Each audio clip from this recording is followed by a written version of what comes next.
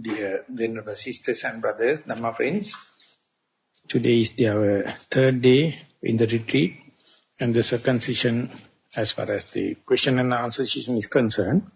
So there are written questions available. I will proceed with the available questions, and meanwhile I cordially invite if there are any other questions or inquiries, queries or any statements as the time permits. You may present it with the help of the microphone provided so that the recording will be better. The first question goes like this. Is awakening reversible? When one is awakened, is it possible that she revert back to the old self? There are some 4 stages, irreversible. They are known as the first fruition and path and fruition, second, third, fourth. They are irreversible. Up to that level, there are a lot of other semi-stages, and they are erasable, reversible, and when you are at the peak of that particular, what you call insight knowledges, you feel like it's permanent and it's pervading and it's very consistent. But again, when the alignments of your mental factors go for disarray or disarrangement, then again the self can come, and again you can feel that you have been withdrawn back and go. So therefore you have to understand there are some reversible and there are some irreversible stages. But to give one example that is kind of a extraordinary one was after the renunciation, great renunciation of the Gautama the Buddha, Siddhartha as a ascetic, the kingdom went to another person known as Maha, and he also was a very devoted person from the same clan, and he went up to the second stage, Sakadagami, and again it happened him to go for the duties at the palace and executing all the government rules and regulation and kind of thing. One day he entertained a doubt, telling that when the cabinet is there, when the Supreme Court cases are there, sometimes he has to take odd decisions, capital punishment and all the kind of thing. So he thought, under such circumstances, I am making this decision, but he is not personally happy about that, but can't help that is the way the rules and regulations are. So he thought, what if I am going to die under such kind of a perplexity in the mind? What kind of a refuge of the permanent stages that I have achieved? So finding a time, he went to the Buddha and told Bhante, when we are doing our duties and official work, so much of thing we have to get involved, and sometimes we can't keep the integrity. And under such perplexed situation, if I am to die, what will be my destiny? Then the Buddha gave him an example and told that you may answer as you like. The example the Buddha given was, if someone take a clay pot and fill it with the ghee and cover it with a piece of cloth, and so that the pot can hold the ghee, and then everything put into the water, what will happen? The king told the ghee is lighter than the water, clay parts are heavier than the water. If the clay parts are more responsible, the pot will go down to the water body.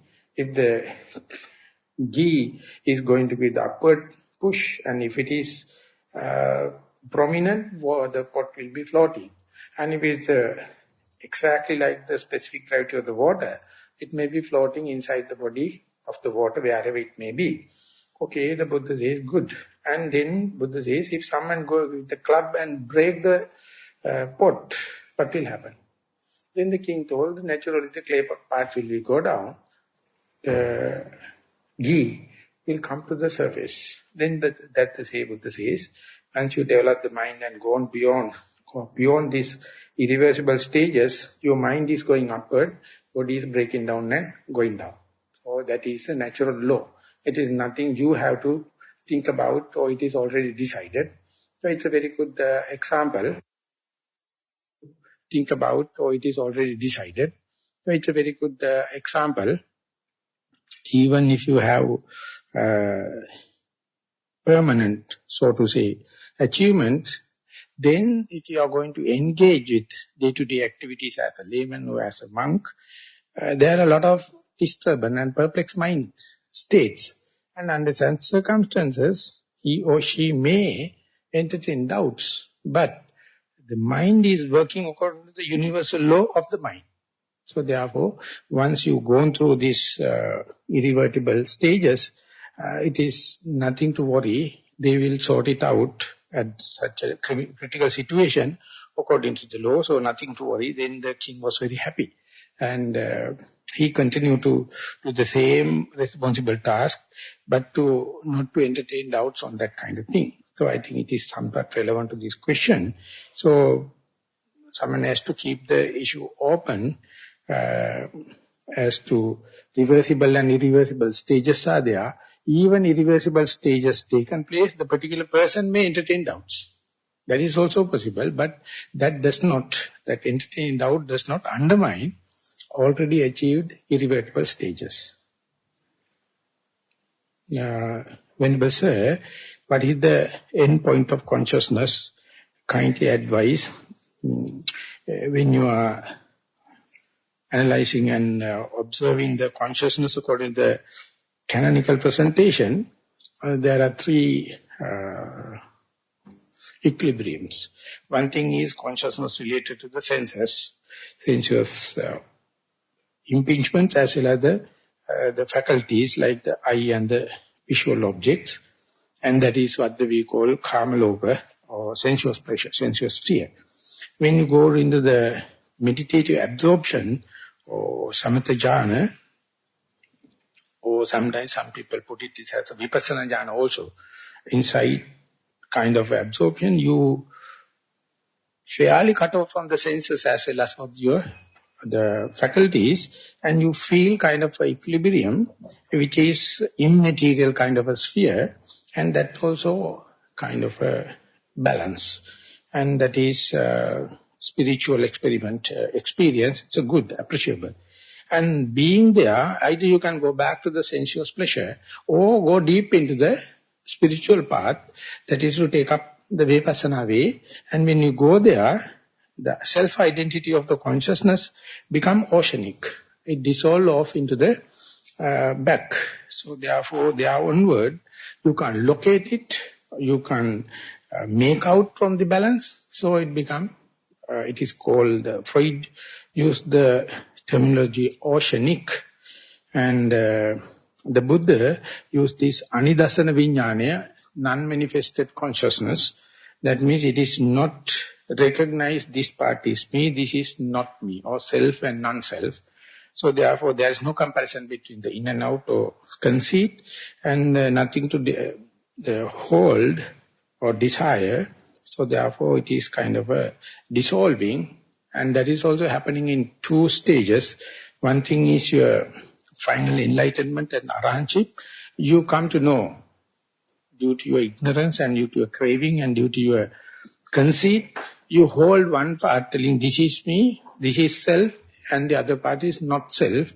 That is due to the manifestation of the consciousness backed by your ignorance. But when that ignorance is gone, it goes back to its original elements. That means non-manifested. That is called anidasana viññāna. So, as an example, it says that, given as an epithet, that when a river go and entering into the sea, ocean, the river water lose its identity. It is of course fresh water, go into the brisk water and lose the identity. The name of the river also dissolving into the ocean, that is called oceanic, and that is how the viññāna happens. Or,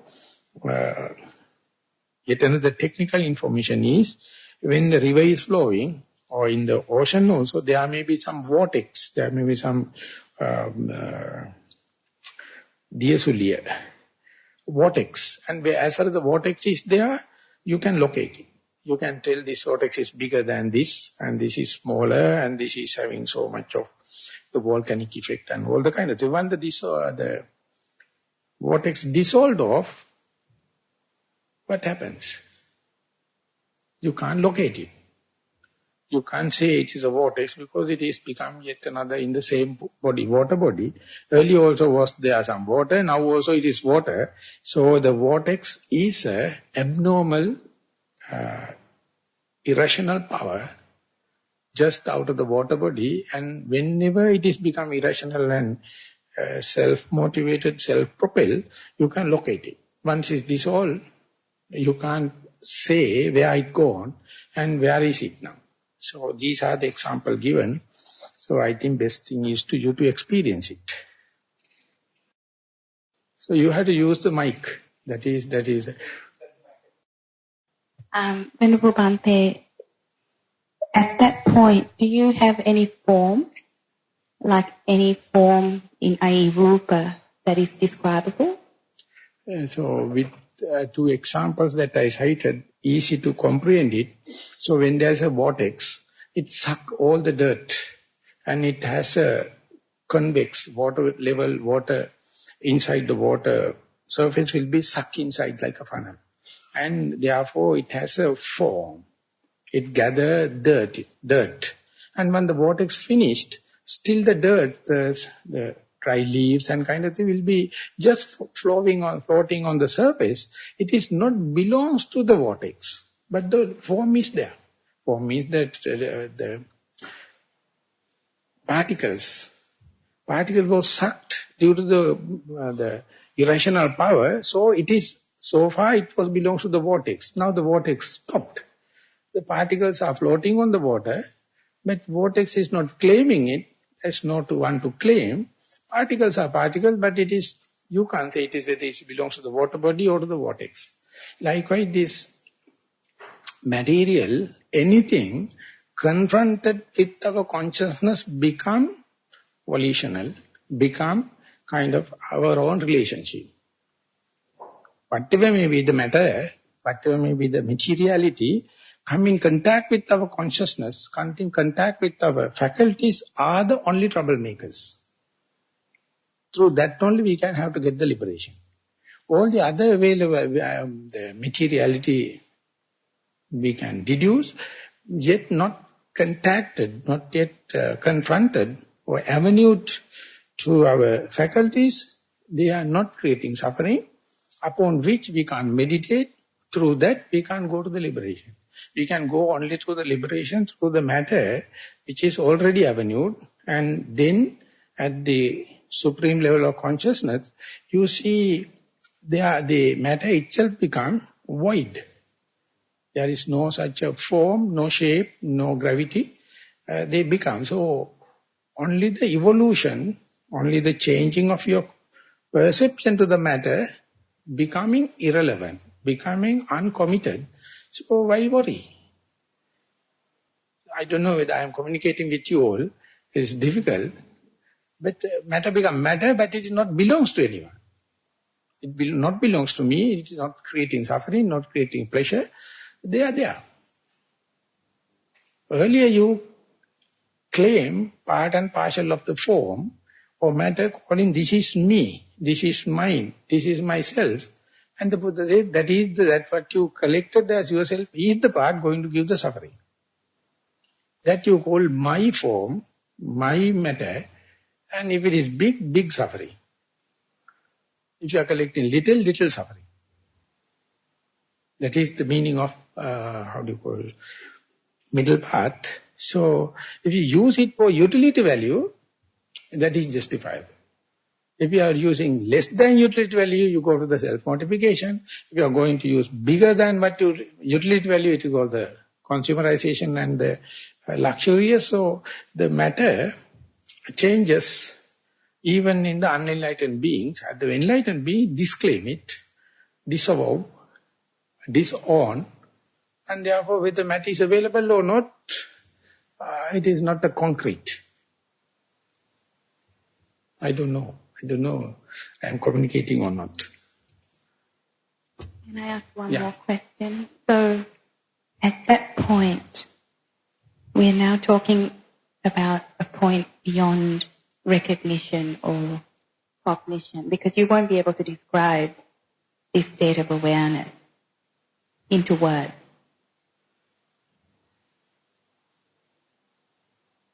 So what is the point? What is the question you are asking?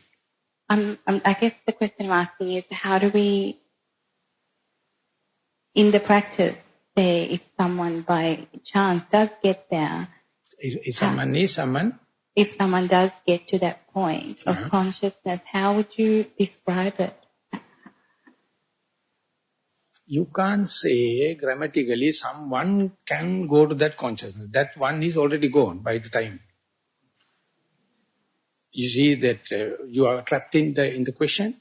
So therefore, being here, you can't think about, being here in the gravitational force, you can't think about what is happening in the space. Non-gravitational work, we can't comprehend because we have been brought up and everything happened under the gravitational force. So astronaut go and say there are non-gravitational situations, you can't keep the things like that, they start floating and all. Then you have to open your mouth and wait and see, is that so?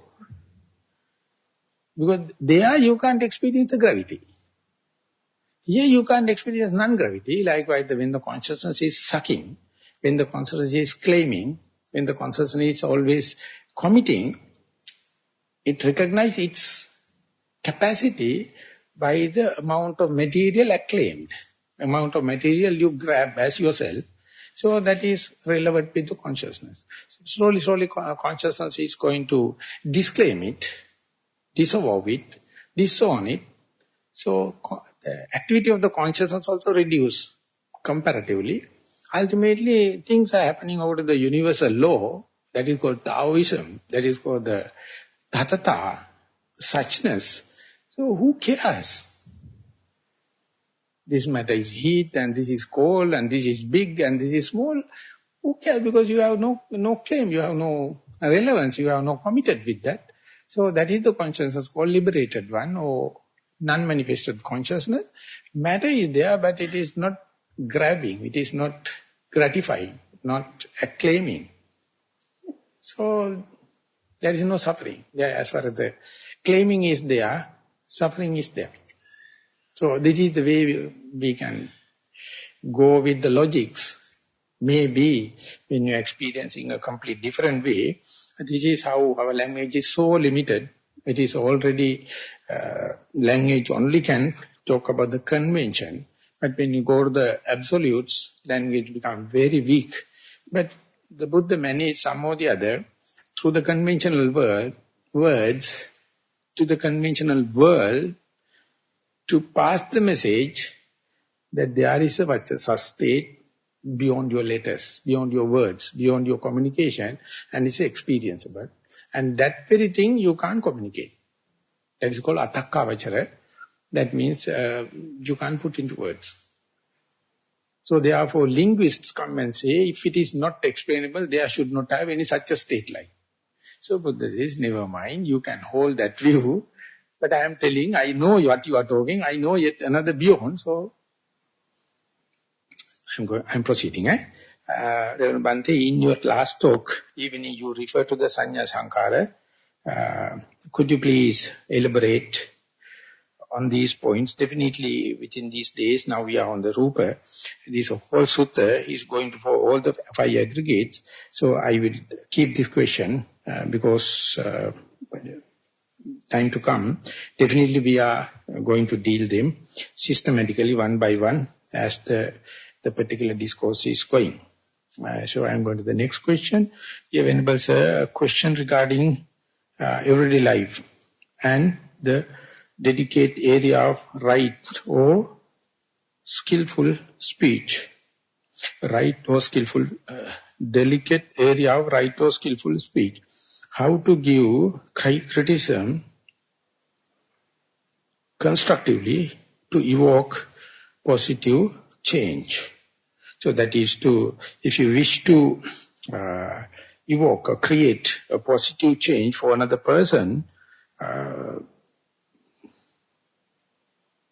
criticism constructively, I mean, it is a huge amount of, huge areas and opportunities. You are not an opportunist, but whenever someone is suffering, whenever someone is in need, whenever someone is asking something, then you have the connection with that particular psychology, and you have to help in a way, the way the particular person asking definitely may be for the sensuous pleasure.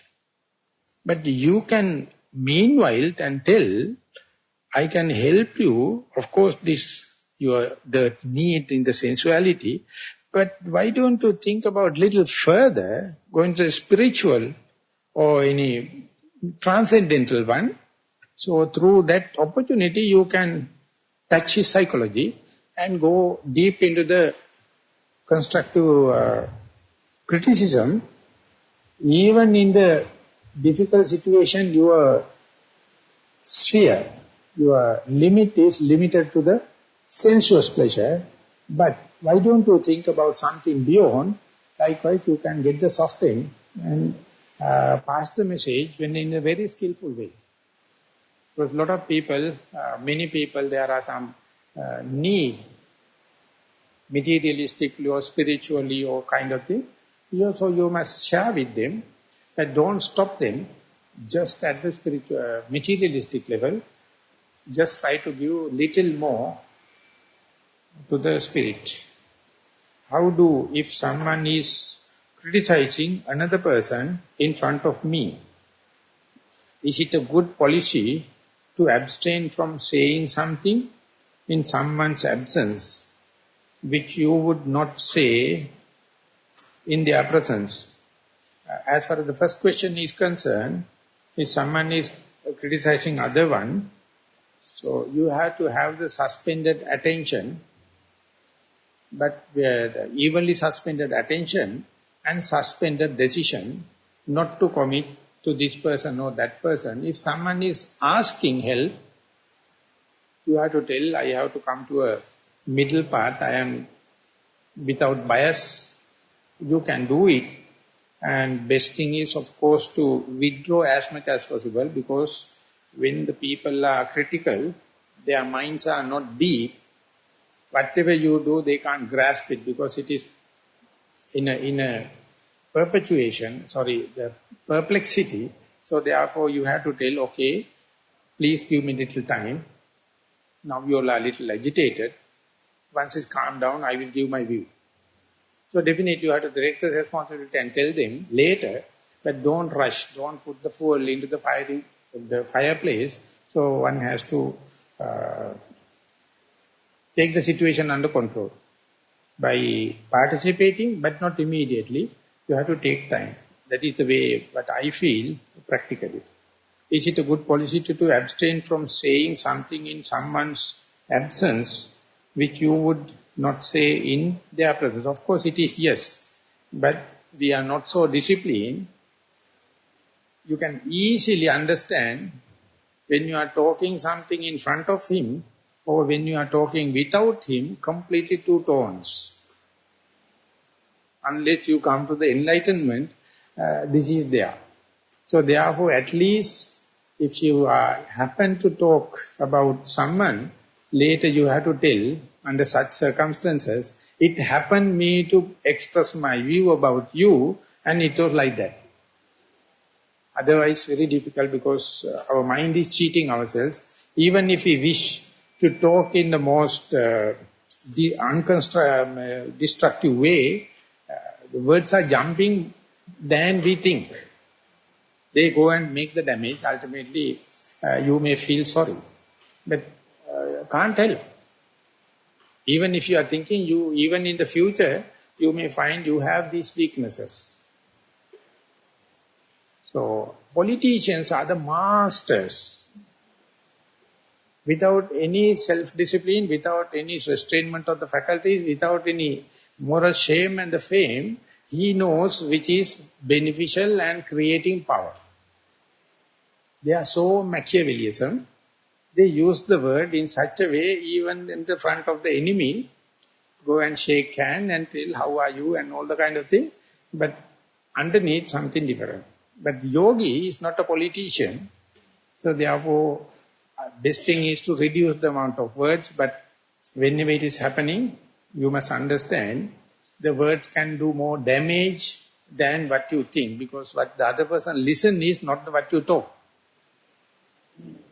So therefore, it's simply you can put, if someone to go to the hell or netherworld, it is not due to the mind and not due to the body, but due to the mouth. Not people are going due to the killing and stealing, but basically lying, slandering, harsh words and carrying tales. You see, 3 physical misdeeds, 3 mental misdeeds, 4 verbal misdeeds. They are the one creating wars. They are the one creating love affairs. And these are the conflagration. So if you can control it, it's a real great gain. But very difficult because we are now in the information technology. Our era is known as information technology. We are already caught up.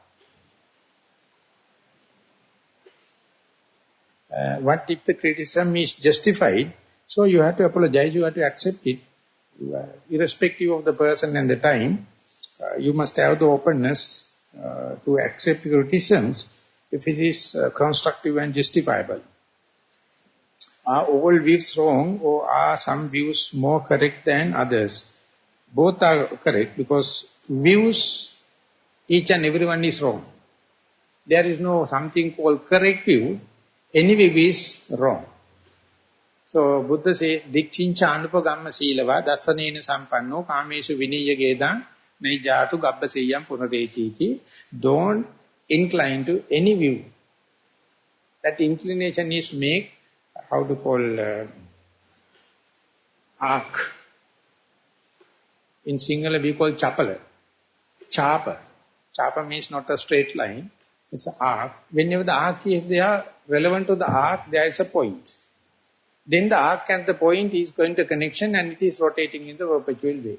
When the line is straightforward, it is going to the infinitum, there is no respective point and it is not coming back to the same point. It's once and for all trip. All the other views are nothing but a kind of an arc. It is rotating this way or that way. And whenever it is rotating, it is always perpetuating. Always perpetuating around its own center. That center is the ego. It maintained by rotating. But there are some better views or efficient views. So from the Putujjana's level of or commoner's point of view, through the Arahantship, you are replacing gross views by the subtle views. Bad views by good things by the better things. So it keep on refining. That is what happens in as far as the view is concerned.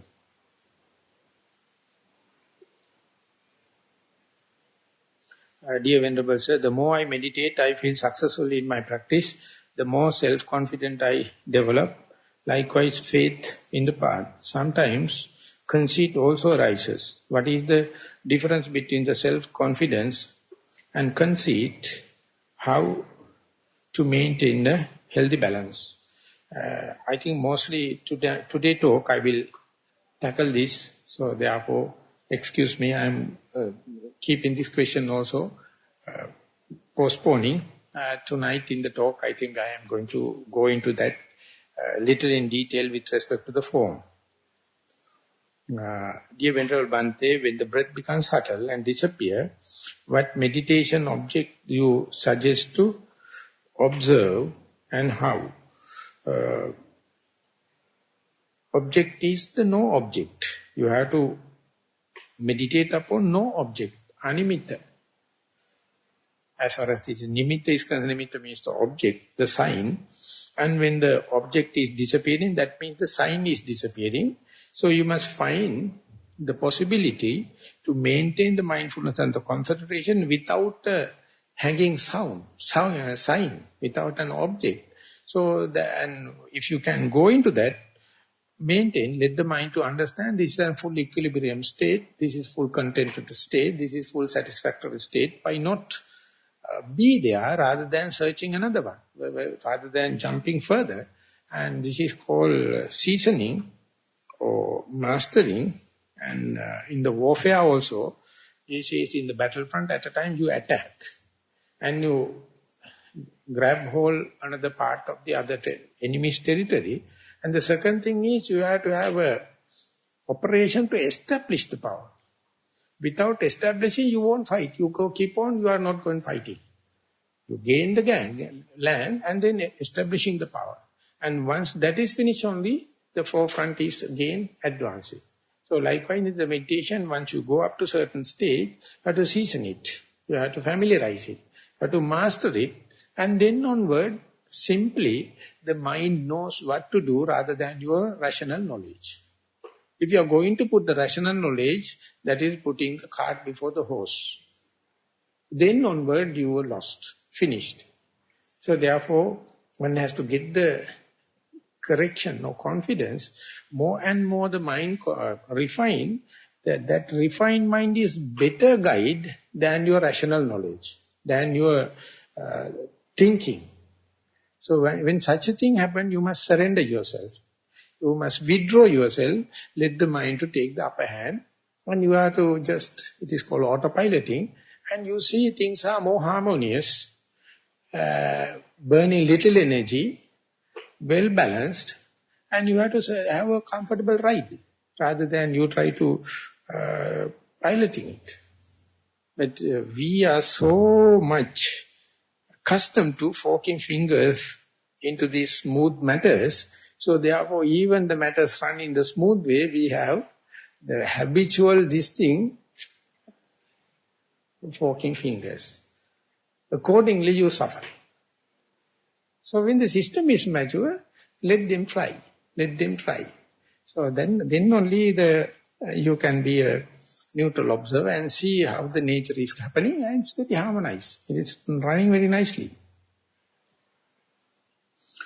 We really appreciate your kind presence, compassion, instruction. Thank you. Venerable Sir, thank you for your patience and generosity in respect to these questions. When I am engaged in metta meditation, I feel a sense of contentment and joy. The effect of this meditation also lasts a longer time.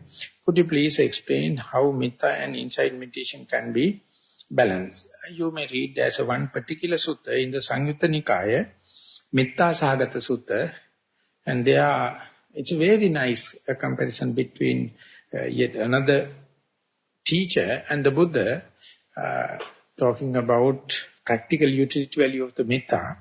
The starting phrase, the Buddha says, Subha paramaham bhikkhave metta ceto vimutting vadami idapanyasa bhikkhuno uttaring appati vijjantas. Just the gist of the whole thing. The Buddha says, Subha paramaham bhikkhave metta ceto vimutting vadami. That is the way Buddha says, see only the love spots. That is what I mean by metta. See the bright side of the scene. Don't go for the bad side. Then that is not metta. So Subha paramaham bhikkhave metta ceto vimutting vadami. So till you go up to the arahantship, finishing your task, see only the positive side. See only the love spots. Then you will be a lovable person. But if you have the nasty, dirty habit of looking at the bad side, even the Buddha can't help you. Not only the metta. But we always have this balance. Our mind is so, searching to see the negative side. We don't know it is happening out of hate. We call it is the balanced wisdom. But the Buddha, point blank, he says, see only the love spots. And Pollyanna put it in a very nice way. Pollyanna says, you must try to find a reason to be glad under any circumstances. Then you can be a Pollyanna. I'm very happy with that little girl. So, the America, each year, they show this film. From 1919 onward, daily to see the people, the positive side, and then you are not gone into the Nibbana, you feel like relax, because every other media is finding the bad side, the dark side. You listen to the news, all the burglaries and all the rapes and everything, concentrated and put into within 1 hour, and again repeating. So while eating, while talking, you are looking at the whole dirty things. Otherwise, you feel alienated. You don't feel like living in the society because you need this dosage, either through the media or gossiping. Otherwise, very difficult. In agriculture, we are being taught the piggery, how to keep the piggery, animal husbandry, take the pigs. So we have the local type, that is indigenous type. They are not used to the cement floors. They are not used to the roofs. They live outdoor, and but the efficiency is very low. If they are living outdoor, their turning point is very low efficient. But if you keep it within the house, under a shade and cement, and given the facilities, little amount of grain can give a lot of flesh. So when they put into the cement, when they keep it under the clean situation, they develop anemia, lack of blood. Because they wanted to once in a way go and eat little dirt. Otherwise, no balance. So we are being asked to keep at least one basin full of sand or dirty soil. They come and hit it. And then they overcome this anemia problem. They can't be in the clean ground. Our mind is more like a piggery. It's always searching negative. Always searching something going wrong. And that makes good novels. That makes a lot of tragedies. You see, in the films, if you compare the tragedies and comedies, tragedies make much appeal. And in the world, they say when the murderer of the George V is being killed with the guillotine blade in front of all the people, so that is the biggest gathering in the world they have found. People came to see how that person's neck is cutting, little by little, but by a gillet. You see, that is what we search, that is what we wish to see.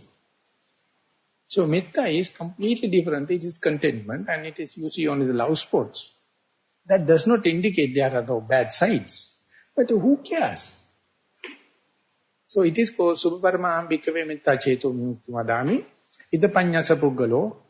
In this very dispensation, Uttaring Appadi Vijjansa, until you go to the Arhanship, only see the positive side. Only see the love spots. Only see the blissful part.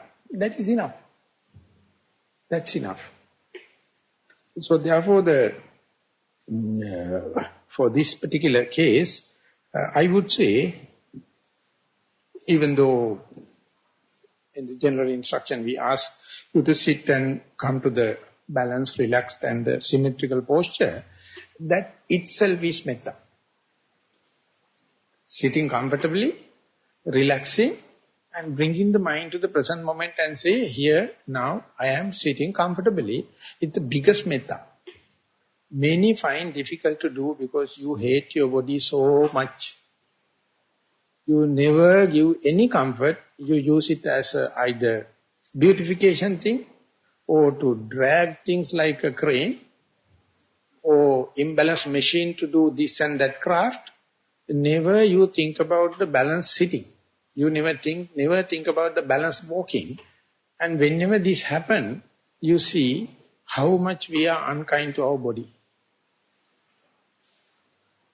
So, when we are in Kandubada, in a retreat, I was dealing about the Satta Bojjhanga, the 7 factors of enlightenment. And there it happened me to talk about the metta. And there was a monk, he was an American one, gone to Vietnam War, and a very hectic person, but internally is a very calm person, but appearance is very hectic, 6-footer. And he says, Bhante, I would like to relate one story to you as far as the metta is concerned. When I was in America, first time I went to a Roshi, a Japanese Zen master, or Tibetan master. And he asked her to sit and everything. First time he asked to radiate metta to oneself.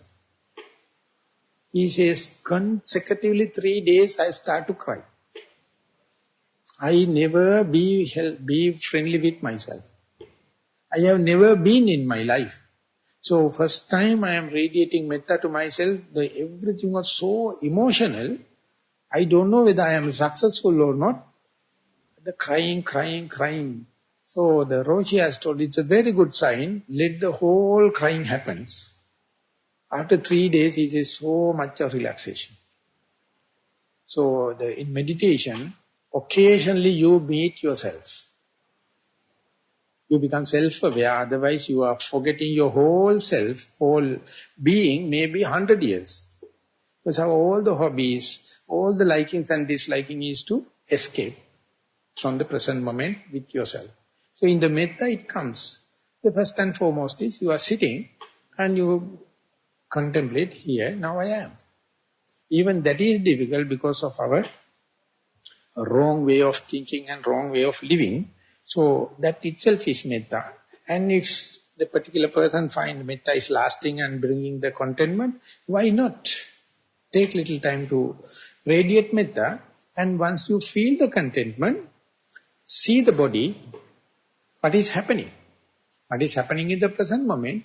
And for example, at that time, if you can see in breath and out breath or rising and falling, you can observe it very clearly than without metta.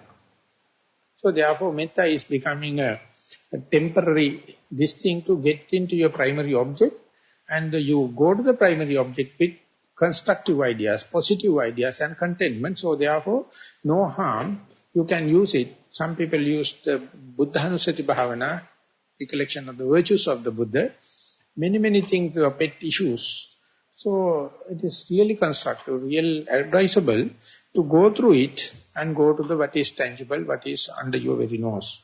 Could you also please explain the fine line between the observing mental phenomena such as anger, jealous, etc. with equanimity without owing these emotions and suppressing them? These I hope this course is going to give enough time in the future to discuss. Now we are making the groundwork on the form. With the help of that understanding, concentration and the mindfulness, definitely we will go to the mentality. So we can mark time till the due Dhamma talk is coming. So I am keeping these questions. Venerable Sir, please be kind enough to advise how we may overcome sleepiness, have reduce food intake too. There may be food intake also have batta sammata, that after eating you feel like sleepy.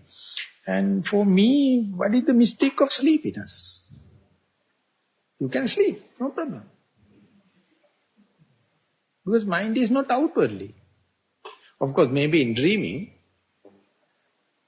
So, when I am practicing in Panditarama, I sit 1.5 hours or so. I find early for 20-25 minutes, situation is not under my control. Often I go and collapse and go for very odd appearance. So I find the other people find it awkward to see that I am not in the full balanced state. And therefore what I did was I observed everything and presented to Pandita shadow. And this is what it happens. So I come and after sitting, I feel comfortable and I go through it. I don't know number of minutes lost. And my posture is also not balanced. And then again start to drag on, go to sleep and come back. Go to sleep and come back, shaking and kind of thing. and all of a sudden everything disappears and the bright openness happens, and then onward I can go 1 hour. Then he says, if you are sure that after this kind of drowsiness, after 2-3 shocks, if it is coming and going to that brightness, forget about what the early part, let it happen. And whenever the brightness happens, understand that you earn with so much of sacrification of sleepiness and carry on. So therefore, I remember one day the same question asked by presenter Achan Brahm. He says the sleepiness is good because you are falling inside your body. So it's a kind of a collection into inside. So don't try to do away with it and for this kind of argument. Venerable Sariputta, Venerable Moggallana, after his Sotapannahood, he has thought that it will be better for me to go to a solitude place under a cave and start meditating. And Buddha, midday he was searching about what is happening and where the disciples are doing, and he found that he is nodding. Far away cave. And then the Buddha appeared in front of, as if appearing, and he asked, are you sleeping? Yes, sir. And after the first Magga Jnana. And then the Buddha gave 7 points and Pachalayamana Sutra. It is called Pachalayamana Sutta. I think in Samyutta Nikaya, he says the first and foremost is catch it at the first sign. That is sanya level. You feel like not to note. Just let the meditation to go, like you accommodate the sleep, and it is happening through your conscious recognition, and that is the easiest point to nip it at the bud level. Or otherwise, start noting.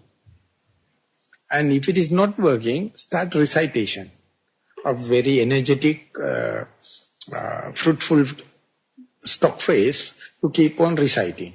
But don't do it when you are in the group meditation. Because other people will come and tell me that we are in the noble silence. And then if it is not so, he asked to rub all the skin, face, and pulling your ears so that blood circulation will again come to the epidermis.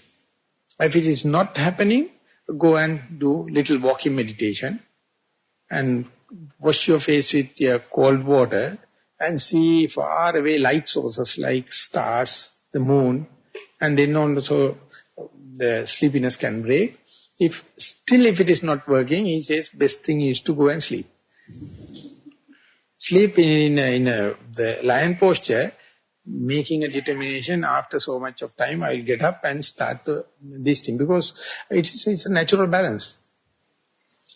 And sometimes the sleepiness appear as a result of meditation. That means the object becomes subtle, you are not prepared, object disappear, and then mind go to slumber. It is not a sleep, and if you are not really get a good interview and discussion, keep on, you criticize yourself, go to sleep. But it is not the case sometimes. So at such circumstances, you have to understand, you have to go through the beginning, the middle and the end of the sleepiness. So you have to catch the beginning. Middle you lose. At the end you can catch it. Then some kind of awakening into this can happen. So therefore it is yet another hindrance, and you have to work it with. But the funny fact is, whenever there are some noise, whenever there are some heat, whenever there is a pain in your body, whenever in thinking, no sleepiness. When everything is comfortable, then the main robber come and take you away. That once you prepared your house and equipped and furnished, then the robber come and rob everything. So therefore, more and more facility you give to the meditation hall, you can expect many people to go to sleepiness. In Sinhala, Buddhu Venawa, Buddhi Enawa, very close. Buddha Venava means total enlightenment. Buddhi Venava means sleepiness. So these two, both the terms come from Buddhu, Buddhi Buddhu. So if you have any kind of a problem regarding sleepiness, you go and meditate. Easily you can overcome it. Or otherwise you can go and see a Sinhalese film. And there also you can sleep very well. So therefore just take it off. So you have to enlighten it. You have to see the beginning, the middle and the end of the sleepiness. And it is human. It is nothing much to worry about. Venerable sir, please help. After sitting for about half an hour, although the breath calms down, the body pains which manifest are unbearable. Then it is a battle observing the pain. The pain reduces for a while and then arises in the full force. So that concentration on the breath is, please advise, the breath is, I can't read the word. That means maybe concentration on the breath is maybe disturbed. But let the word start with S-E. So that means the 1-2 points we can make it out. Even the pain is disturbing your mind, the breath is undisturbed. Breath is still calming down. And you can see and can verify this fact. The pain is sometimes very unbearably happened, but still the particular person reports can go to the breath and check, and it is calmed down. And the pain is so much disturbing, and therefore you see, you can't say the mind is agitated or not, because if the mind is agitated, the breath also has to be aggravated, but it is not happening. But the pain is happening. So, if you are aiming, if you are looking at the problem through the concentration, of course you will be a failure.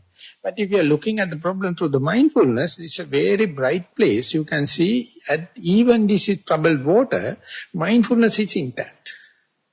It knows the pain is really disturbing you, and it's very in full force, but you are aware, meanwhile the breath is there. If you go to the breath is calmed down. So that means mindfulness is very efficient. It is very effectively serving the task, but it is not the concentration. But there is a kind of a concentration also that is called momentary concentration, not the conventional type. So, working in this situation, slowly you will understand your bearability of the pain more factual rather than emotional. At the beginning, otherwise you will be emotionally moved by the pain. But if you are dealing with the mindfulness and the primary object, you can understand your threshold value, your immunity, your bearability is slowly increasing, and you can give the natural characteristic of the pain, whether it's the stabbing type, cutting type, burning type, single point or many points, or changing the place. Like you are observing it, not to get rid of, but to get the natural characteristic. More and more you be with the natural characteristics, your time with the pain slowly can increase.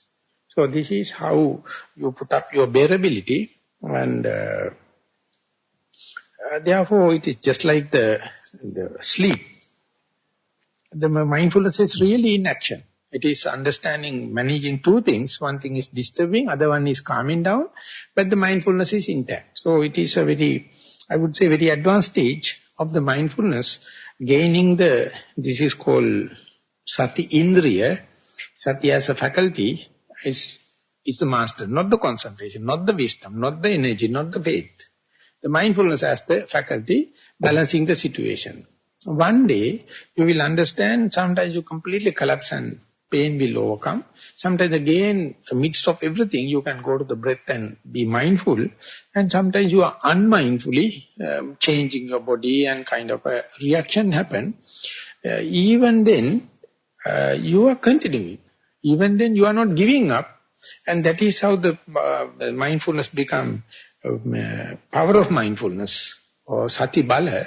Even distractions are there, you see the continuity. You never try to value the situation, judge the situation through concentration. If you are lover of concentration, definitely end up with disappointments. If you love mindfulness, you see mindfulness is developing the versatility and the efficiency. So it is a real meditating or real tapas, that means ardent energy and the concentration. So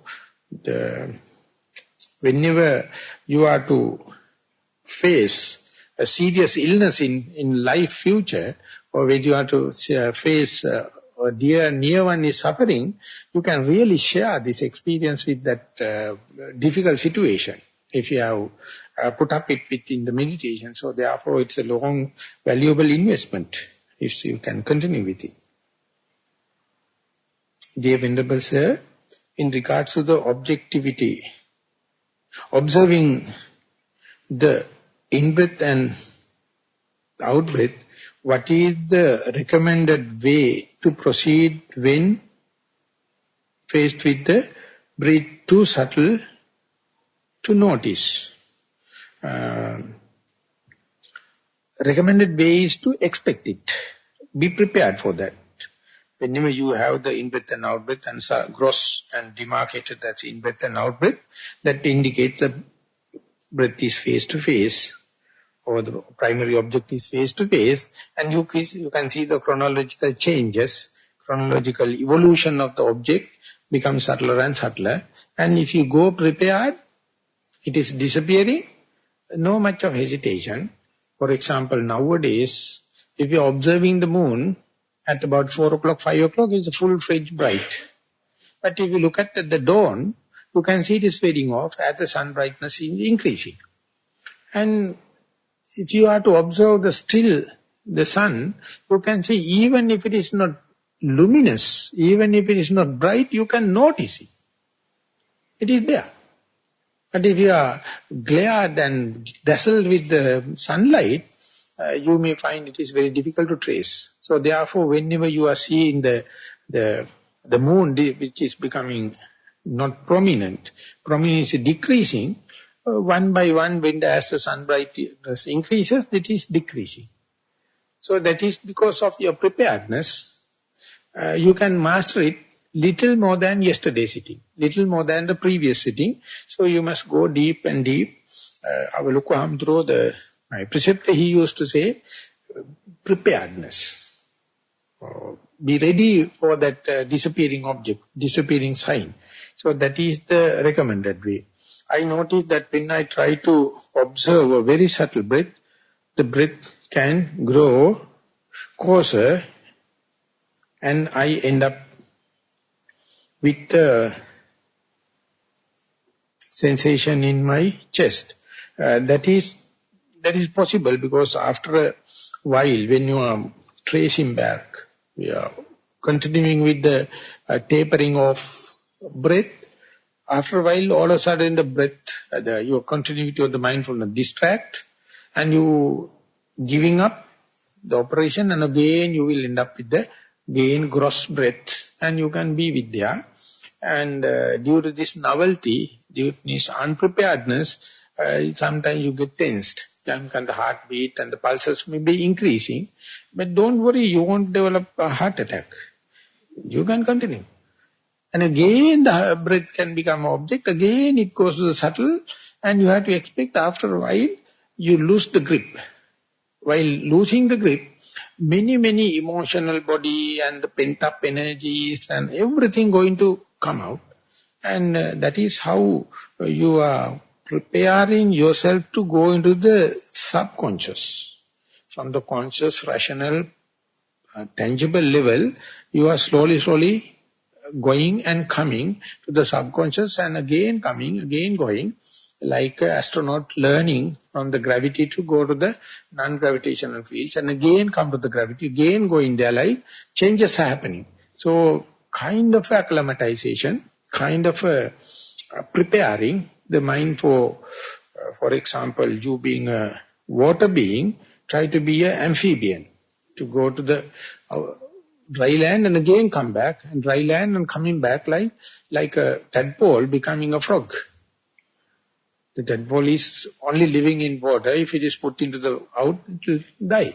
But when because they are living in the external lungs, but when the frog develop lungs inside, and skin also start respirating, exchange of oxygen, so it can go out in the dry land as well as the water.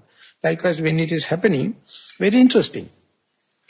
That is a very real indication the mind is progressing. So you have to back it up, you have to facilitate it, you have to be prepared, you have to be full of faith, giving the full backup with the regular practice, listening to talks, associating the advanced yogis, those who are already in the same fight, and then you see there's a kind of a new doorways opening.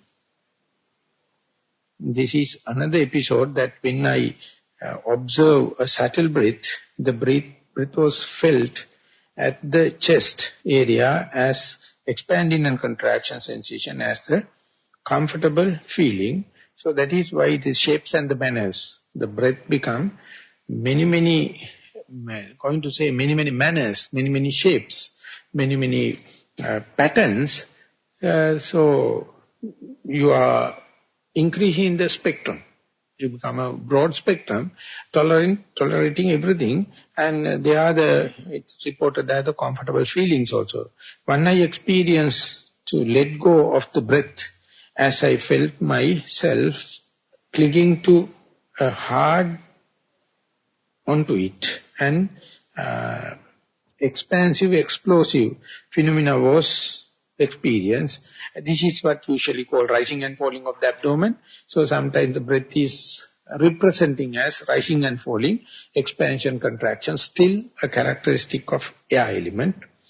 As there are too many different experiences, I am a bit lost as to which may go to in my meditation. As I am a bit lost, if you are totally lost, you are the winner. Because you are, that is why you are grasping into the frame. If you are completely give up and let everything to happen in the natural way, so we also will shake hand and say goodbye. So daily you must go prepared. So when we are leaving our house and friend's house, we'll say, we'll go and come. But now you have to say, I am going. Tata, not coming back. So that is the way you are, day by day you are putting up it. It's the way you are developing your hardy, training it. So I would say it's a very good, very crispy after insight meditation. But of course this is, you are learning how to say goodbye to the form. And then you have to say the goodbye to the feelings, the perception and all the kind of thing, but the same pattern. But this is the break-even point. This is the important thing. So even more different patterns, more different challenges, more different complications happen. So much so your experience become multivarious. You can accommodate anyone's experience because you have underwent everything. But if you are going through a very narrow one, very difficult for to share with others. So all the mistakes helpful in the external sasana. You understand when someone is talking because you also have undergone. So it's a treasure. Dear Venerable Sir, in walking meditation there is a point where one foot is preparing to leave the ground and the other foot just planted. At this particular point, where should the mind be? You must try to be no mind. That is the point. The passing the baton to the one person to the other in the relay race. So this point is, throughout your life you are losing it. Now you know there's a transition. Now the question is where to keep the mind. Do it 1001 times, you will understand. So when such a thing happens, you must not use the rational mind. You must not plan it, just observe it.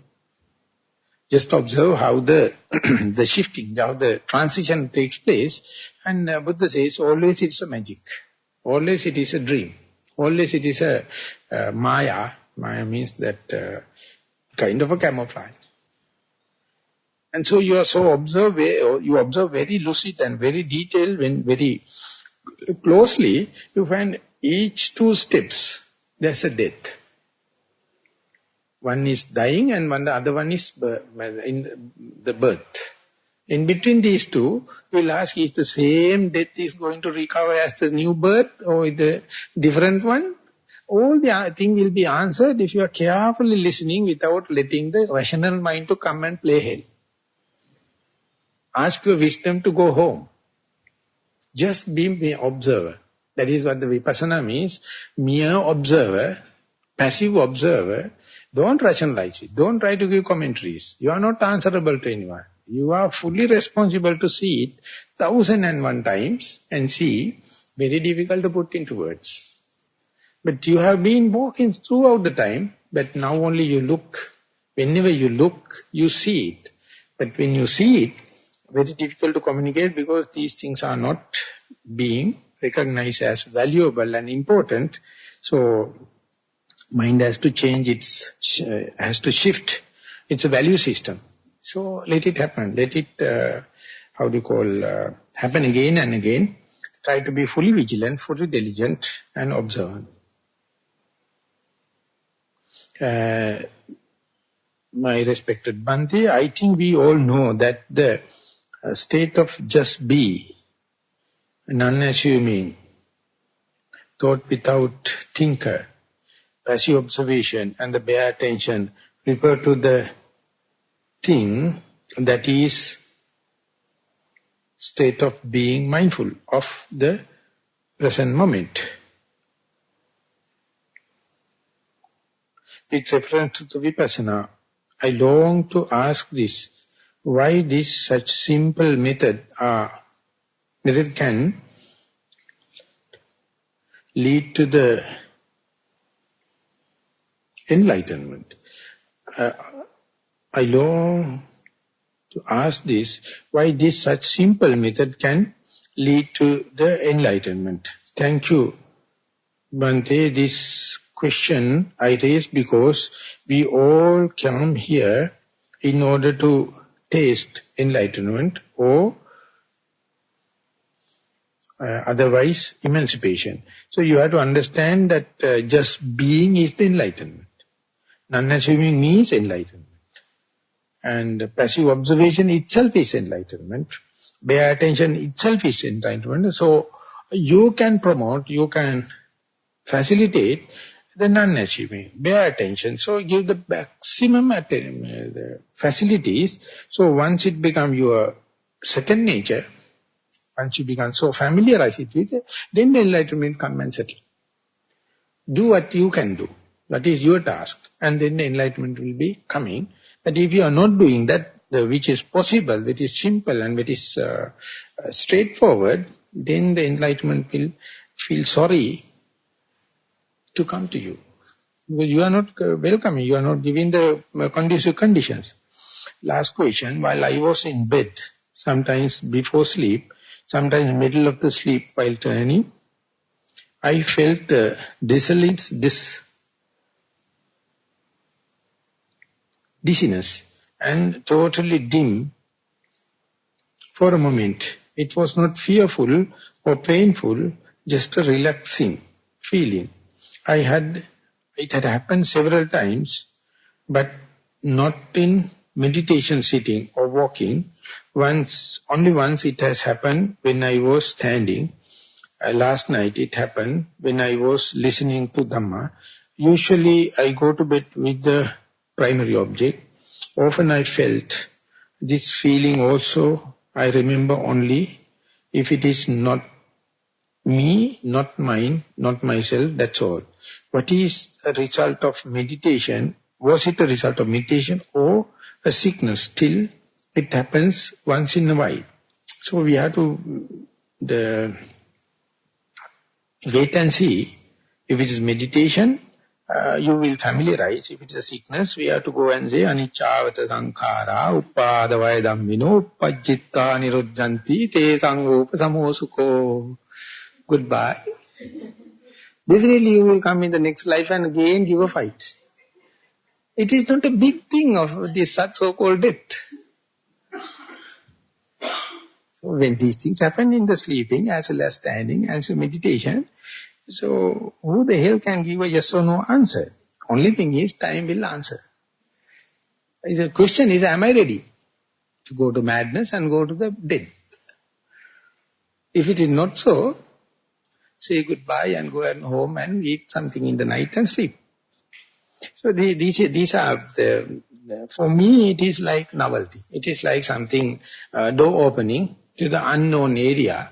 So we take it as an adventurous. We present our life and the body. This is, for my vocabulary, this is called the noble quest. Ariya Pariyesana. No one to ask. There is no role model to follow. Because each and everyone's revelation, each and everyone's experience is different. It is according to your own way. It is, according to your tangle, you have to unentangle it. So therefore, you must be ready to run a risk. And that is what you call risk lover.